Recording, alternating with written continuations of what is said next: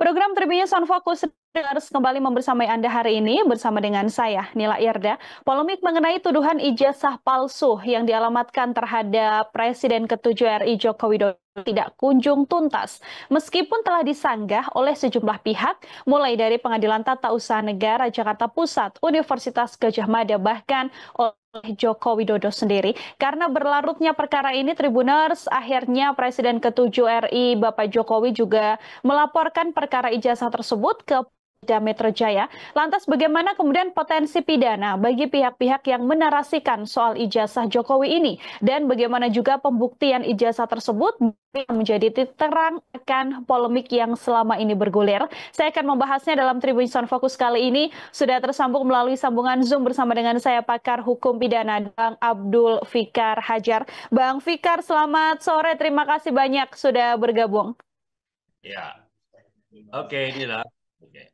Baik, Bang Fikar, saya ingin langsung saja hari ini berdiskusi mengenai polemik ijazah dari Pak Jokowi begitu ya. Ini kan pelaporan kemudian dilakukan oleh Pak Jokowi bahkan secara langsung mendatangi kepolisian Polda Metro Jaya. Bang Fikar melihatnya seperti apa langkah dari Pak Jokowi yang pada akhirnya begitu ya melaporkan persoalan ijazah ini ke Polda Metro Jaya dengan total ada 5 orang nih, Bang Fikar, yang kemudian dilaporkan. Ya, oke. Saya kira siapapun ya, tidak hanya Pak Jokowi, ya, siapapun orang Indonesia, warga negara Indonesia, ya, atau bahkan warga negara asing yang merasa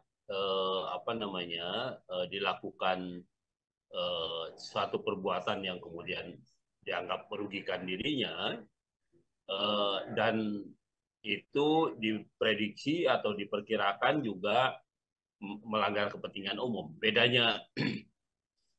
Bedanya melanggar kepentingan diri sendiri itu dalam hukum itu dikualifikasi sebagai kepentingan keperdataan, gitu ya. Tetapi kalau di dalam pelanggaran atau perbuatan itu ada aspek kepentingan umumnya, maka dia menjadi pidana. Ya, biasanya diatur di dalam pasal pidana. Umpamanya mencemarkan nama baik orang itu kan sesungguhnya cuma orang, ya, cuma satu dua orang yang dirugikan, yang dicemarkan namanya, gitu ya. eh, Dia bisa menuntut secara perdata, dalam hal ini umpamanya dia menggugat si pencemar dan sebagainya. Tetapi karena pencemaran nama baik itu kalau dibiarkan umpamanya, tidak mustahil akan terjadi pada orang juga, jadi yang dilakukan oleh orang yang sama umpamanya, maka pencemaran nama baik itu bergeser menjadi pidana. Nah, karena itu ada pengaturan mengenai pencemaran nama baik, ya, baik di KUHP maupun di undang-undang yang lain, umpamanya undang-undang ITE. Itu ada aturan mengenai pencemaran nama baik. Nah, saya kira Pak Jokowi melaporkan ke Polda Metro Jaya itu dalam konteks itu, gitu Hmm. ya, dalam konteks dia merasa dirugikan dengan tindakan atau perbuatan seseorang, gitu ya, atau beberapa orang, ya, yang kemudian tidak hanya merugikan dirinya, dia menganggap, tapi juga ada aspek pidananya. Nah, Hmm. karena itu kemudian dia melaporkan orang-orang itu ke ke kepolisian, gitu ya, supaya umpamanya diproses, dia merasa namanya dicemarkan, ya, dengan eh, dianggap sebagai ijazah palsu dan sebagainya, ya, ya, itu boleh, saya itu haknya Pak Jokowi, ya, untuk melaporkan itu. Nah, tinggal persoalannya adalah apakah memang terbukti atau tidak umpamanya laporan pencemarannya. Nah, itu soal proses peradilannya. Begitu, Hmm. Irna. Oke, dan kemudian terkait potensi pidana atau pasalnya, ini kan artinya pasal pencemaran nama baik begitu ya, Bang Fikar ya. Ini bagaimana potensi pidananya, Bang? Iya, eh, sebenarnya kalau mengacu kepada hukum pidana biasa, KUHP, gitu ya, pencemaran nama baik itu ancaman hukumannya 9 bulan cuma, Hmm? ya, 9 bulan. Nah, kecuali kalau di Undang-Undang ITE, ya, Undang-Undang ITE itu pencemaran nama baik di pasal 28 ayat 3 kalau nggak salah, ya, muatan muatan internet ya, yang muatan atau dokumen elektronik yang mencemarkan nama baik orang gitu ya. Itu bahkan ancamannya sampai 4 tahun kalau nggak salah itu. Ya, lebih lebih besar. Kenapa? Rasionya begini. Penyebaran eh, penyebaran pencemaran nama baik di ruang publik biasa tanpa internet itu eh, lebih lebih kecil skupnya gitu. Artinya dia hanya terjadi mungkin di satu tempat saja gitu, di satu tempat, di satu daerah atau bahkan cuma di satu kota. Tetapi kalau melalui internet ya, melalui dunia siber ya, maka pencemaran itu tidak hanya didengar atau dilihat oleh orang per orang di satu kota, tapi juga dia bisa menyeluruh, bahkan tidak hanya satu negara mungkin, karena bisa dipantau oleh orang lain. Nah itu kenapa kenapa pencemaran nama baik di internet itu ancaman hukumannya lebih tinggi.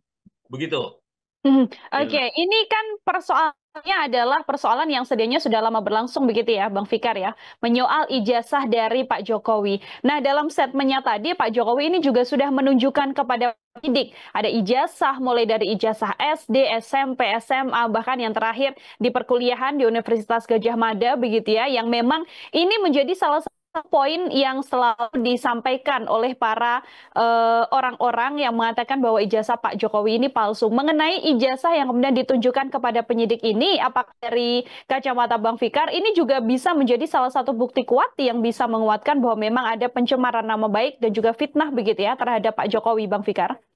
Oke, karena tuduhannya adalah ijazah palsu, gitu ya. Maka ketika orang yang dituduh memiliki ijazah palsu, dia harus membuktikan sebaliknya bahwa Hmm. ijazahnya palsu.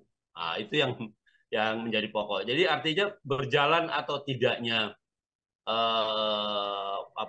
proses perkara pidana yang dilaporkannya itu akan tergantung pada pengujian apakah ijazah yang ditunjukkan yang oleh orang-orang yang dilaporkan itu ya sebagai palsu, apakah itu palsu atau tidak. Nah, itu yang jadi soal gitu ya. Kalau dia tidak palsu, maka bukti atas laporan pidana pencemaran nama baiknya itu sangat terbuka gitu. Artinya memang orang-orang itu keliru menyatakan itu ijazah palsu, padahal itu umpamanya ijazah asli gitu. Nah, tetapi sebaliknya untuk membuktikan itu ijazah asli ya umpamanya tidak cukup hanya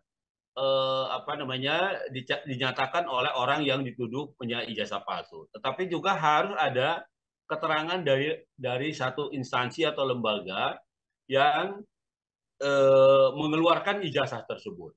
Hmm. Ya, itu ya, yang menjadi penting gitu. Nah, karena itu berjalan atau tidaknya laporan pidana mengenai ijazah palsu ini akan bergantung pada apakah proses pembuktian bahwa ijazah yang dituduh palsu itu memang asli gitu. Memang ada asli, tidak palsu, memang tidak palsu. Nah, itu akan bergantung itu. Kalau pembuktian itu sudah jalan, maka tinggal kemudian pencemaran nama baik, penghinaan atau apapun yang dilaporkan itu bisa bisa diproses. Hmm. Intinya ada di situ. Begitu. Oke, artinya tidak hanya ditunjukkan saja kepada penyidik begitu ya, Bang Fikar ya, tapi harus ada statement dari pihak-pihak yang kemudian mengeluarkan ijazah tersebut, di antaranya ya pihak SMP, SMA sampai dengan perkuliahan. Meskipun sudah ada tes forensik digital, tadi juga disinggung soal hal tersebut, ini juga masih belum bisa membuktikan kiranya tidak ada statement dari orang yang mengeluarkan ijazah ini, Bang Fikar?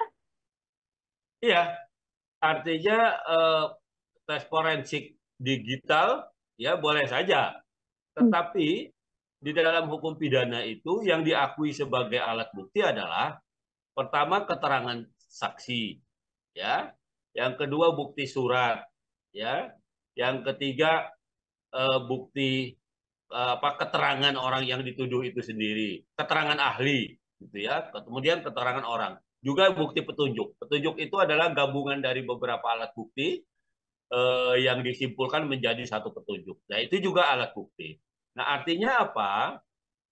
Artinya eh, bukti surat memang menjadi alat bukti, ya, Hmm. umpamanya keterangan forensik atau bukti surat ijazah aslinya, ya, tapi tanpa didukung oleh keterangan saksi, ya, umpamanya saksi itu adalah orang yang memang mengeluarkan ijazah itu, ya, orang yang bekerja pada instansi yang mengeluarkan ijazah itu umpamanya, atau juga penilaian ahli, ya, apakah benar umpamanya wajar umpamanya umpamanya ya sekolah 3 tahun dapat gelar sarjana umpamanya. Hmm. Nah itu juga keterangan ahli seperti itu juga menjadi penting gitu, ya, menjadi penting. Nah karena itu di dalam pembuktian itu tidak cukup hanya eh, apa mengeluarkan satu bukti, karena di dalam hukum pidana juga, hukum acara pidana dan hukum pidana itu ada satu unus testis nullus testis istilahnya, satu bukti itu dianggap tidak bukan bukti. Jadi artinya apa? Artinya alat bukti itu harus saling mendukung antara keterangan saksi, alat bukti surat, keterangan ahli, keterangan terdakwa juga itu harus saling mendukung, membuktikan bahwa memang ada peristiwa pidana yang terjadi. Nah, seperti itu, Mbak. Oke, itu dari pihak Pak Jokowi membuktikan bahwa memang ijazah yang dimiliki adalah ijazah asli begitu ya Bang Fikar ya. Lalu untuk pihak-pihak yang kemudian dilaporkan, ini kan juga bisa melakukan pembelaan begitu ya, yang tadi Bang Fikar sempat menyinggung, yang menarasikan ijazah Pak Jokowi ini palsu harus bisa membuktikan bahwa memang ijazah tersebut palsu. Bagaimana kemudian bukti-bukti yang bisa dibawa ke persidangan ini, Bang? Iya. Jadi yang menarasikan bahwa ijazah Pak Jokowi palsu itu juga harus didukung oleh alat bukti. Jadi kalau dia menyatakan itu palsu tanpa didukung oleh alat bukti, ya itu sama dengan penghinaan, apa istilahnya, kalau kalau sekarang itu apa istilahnya, kalau di sesuatu kabar yang bohong tapi kemudian dipiralkan, apa namanya itu? Oke, hoax Eh, ya Bang ya. Ya, seperti itu. Nah, itu artinya apa? Artinya eh, pihak-pihak yang menuduh Pak Jokowi itu menggunakan ijazah palsu, dia harus membuktikan juga, ya, harus membuktikan bahwa ijazah yang dipegang oleh Pak Jokowi itu palsu, gitu. Umpamanya saya juga membaca, gitu ya. Umpamanya soal gelar dokter Andes dan insinyur, gitu ya, yang ada di satu fakultas. Nah itu mungkin enggak. Nah itu kan harus ahli yang menjelaskan. Hmm. Bahkan umpamanya di apa namanya di ITB umpamanya gitu ya, meskipun dia sekolah teknik tapi ada beberapa gelar yang memang gelarnya adalah doktorandus gitu. Umpamanya soal apa namanya orang yang ahli dalam uh, mode sketsa atau apa gitu ya. Tapi maksud saya ada jurusan-jurusan tertentu yang memang meskipun itu ada di wilayah bidang teknik, itu dia menggunakan gelar doktorandus umpamanya seperti itu. Dan itu yang akan dijelaskan oleh ahli itu, ya, para ahli, kemudian oleh instansi-instansi yang memang mengeluarkan ijazah yang dituduh palsu itu. Begitu, Mbak. Hmm. Dalam perkara yang mempermasalahkan ijazah Pak Jokowi ini, Bang Fikar, kan ada dua sosok juga yang dikenal sebagai ahli atau pakar telematika, begitu ya. Di antaranya ada Roy Suryo, kemudian ada juga Rismon Sianipar, yang memang latar belakang mereka adalah orang-orang yang juga bisa menyelidiki persoalan dokumen apakah asli dan juga tidak. Kalaupun nanti mereka bersaksi sebagai terlapor begitu ya, artinya juga harus ada pembanding juga dengan ahli yang lain, Bang Fikar. Iya, ya, apa namanya, dalam konteks peristiwa ini seorang ahli yang dikatakan tadi, Roy Suryo gitu ya, dia betul dikenal sebagai ahli telematika.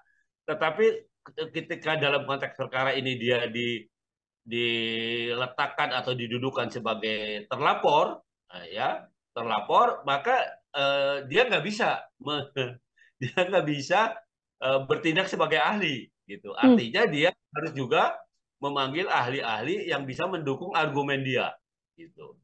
Pokoknya dia harus memanggil juga ahli telematika yang lain, apa ahli-ahli yang lain gitu, untuk membuktikan bahwa argumen yang dia gunakan untuk apa menyatakan bahwa ijazahnya Pak Jokowi palsu itu bisa diperkuat oleh ahli-ahli itu. Dan itu itu akan tergantung. Jadi dirinya sendiri, ya, keterangan dirinya, kedudukannya adalah sebagai orang yang disangka, gitu ya. Oke. Meskipun dia orang ahli, gitu ya. Tapi karena dia dalam konteks peristiwa ini dia didudukan sebagai orang yang dilaporkan, yang disangka, Hmm. gitu ya. Maka dia ketika membangun argumennya, gitu ya, harus didukung oleh ahli yang lain. Jadi tidak Hmm. bisa hanya diri sendiri. Begitu, Mbak. Oke, harus ada hal yang lain juga yang kemudian memperkuat begitu ya statement yang pertama kali disampaikan oleh Roy Suryo CS ini. Ini pelaporannya tidak hanya dilayangkan oleh Pak Jokowi saja yang pada akhirnya hari ini juga melaporkan begitu ya Bang Fikar ya. Tapi total dari hari-hari sebelumnya kalau bisa saya katakan bahkan sudah ada 5 laporan begitu ya soal dugaan penghasutan atau dugaan penyemaran nama baik yang orang-orang yang dilaporkan ini adalah orang-orang yang sama. Kalau dari eh, hukum pidana sendiri seperti apa, Bang? Apakah kemudian nantinya ke sosok-sosok ini akan bisa dijerat pasal berlapis terkait masing laporan ini, atau laporannya akan dijadikan menjadi satu dan pidananya akan menjadi satu sekaligus, Bang? Ya, jadi dalam hukum pidana itu eh, peristiwa satu peristiwa walaupun boleh dilaporkan oleh berbagai pihak, ya, tapi peristiwanya ya tetap satu peristiwa, begitu Hmm. ya, harus dilihat sebagai satu peristiwa. Bahwa para pihak melaporkan, nah persoalannya adalah yang pertama, dia punya legal standing nggak, gitu. Legal standing itu artinya kedudukan hukum nggak. Kalau Pak Jokowi sebagai orang yang disangka mempunyai dan menggunakan ijazah palsu, dia pasti punya legal standing karena dia punya kepentingan. Nah, tapi orang lain, ya, orang lain yang melapor, nah itu masih harus diuji, Hmm. ya, masih harus diuji. Kenapa? Karena kalaupun dia akan menjadi saksi pelapor, maka akan diuji yang pertama, apakah dia melihat, apakah dia mendengar, apakah dia merasakan sendiri, ya, perbuatan yang dia laporkan sebagai tindak pidana itu. Nah, itu kriteria saksi. Hmm. Kalau mendengar itu atau melihat itu atau ya, mendengar dan melihat dan merasakan itu didasarkan pada katanya, ya, kata si anu, itu nggak bisa, ya, itu gugur tuh, kesaksian yang seperti itu akan gugur, gitu. Yang disebut sebagai saksi atau yang punya legal standing sebagai saksi adalah orang yang melihat langsung, mendengar langsung, menyaksikan langsung, bahkan merasakan langsung. Itu yang disebut sebagai saksi. Hmm. Begitu, Mbak. Oke, baik. Dari saya terakhir, Bang Fikar, ini dalam hukum pidana sendiri begitu ya kan? Ini kan persoalan yang sedianya sudah sempat digaungkan juga bahkan ketika Pak Jokowi ini masih menjabat sebagai presiden, menyoal pemalsuan ijazah atau ijazah palsu dan sebagainya. Kalau dalam hukum pidana sendiri, seperti apa sih Bang pidana bagi orang-orang begitu ya? Atau bahkan dalam hal ini pejabat publik yang diduga melakukan pemalsuan ijazah begitu. Apakah ini juga termasuk pidana berat bagi seorang pejabat publik, Bang? Ya, saya kira gini, sebagai kan baru keluar ya putusan Mahkamah Konstitusi yang menyatakan bahwa eh, yang namanya instansi, ya, yang namanya kelembagaan itu tidak bisa dia dikualifikasi sebagai atau punya legal standing sebagai orang korban yang nama baiknya dicemarkan. Nah, Pak Jokowi sebagai presiden itu pun lembaga, gitu. Jadi kalau kalau yang dicemarkannya itu lembaganya, ya, tidak punya legal standing kata Mahkamah Konstitusi begitu. Hmm. Jadi lembaga itu tidak bisa melaporkan orang, ya. Jadi sekeras apapun orang menyatakan bahwa sebuah institusi itu jelek atau tidak melayani masyarakat dengan baik dan sebagainya, dia nggak bisa melaporkan orang itu sebagai pencemaran nama baik dan sebagainya. Nah, jadi itu yang harus dilihat. Nah, karena itu mungkin ya, ini baru terapaan saya. Pak Jokowi baru sekarang dia melaporkan. Karena waktu itu dia hanya masih sebagai presiden. Nah, Jokowi sebagai presiden itu lembaga. Ya, presiden Oke. itu lembaga, pun orangnya ganti-ganti. Karena itu orangnya ganti-ganti. Ya, sekarang Pak Prabowo umpamanya. Sebelum Pak Jokowi ada Pak SBY umpamanya, ada siapa, Ibu Mega dan seterusnya. Nah, lembaga kepresidenan itu adalah kelembagaan, institusi dia. bukan orang. Nah, karena itu mungkin dia baru lapor sekarang gitu. Ketika masih ada orang mempersoalkan ijazahnya sebagai ijazah palsu, maka tuduhan itu sudah terhadap Jokowi pribadi. Oke. Gitu. Kalau kemarin Jokowi sebagai presiden, nggak bisa dia nuntut. Lagi pula itu dia melawan rakyatnya kalau terjadi itu, ya kan? Nah, sekarang karena dia sudah lepas hanya sebagai Jokowi tok, maka kemudian dia melawan sekarang, ya, dengan mengadu dan memprosesnya secara hukum. Nah, soal apakah tindakan ini memberatkan dan sebagainya, gitu ya. Nah, itu tadi saya bilang, ya, di pasal 310 KUHP itu, ya, itu tadi ancamannya cuma 9 bulan, ya. Ancaman pidananya cuma 9 bulan. Kecuali kalau penghinaannya itu melalui siber, melalui dunia internet, melalui informasi elektronik atau dokumen elektronik. Nah, itu lebih tinggi malah ancaman hukumannya. Ya, jadi seperti itu. Nah, jadi kita lihat saja siapa yang bisa membuktikan apakah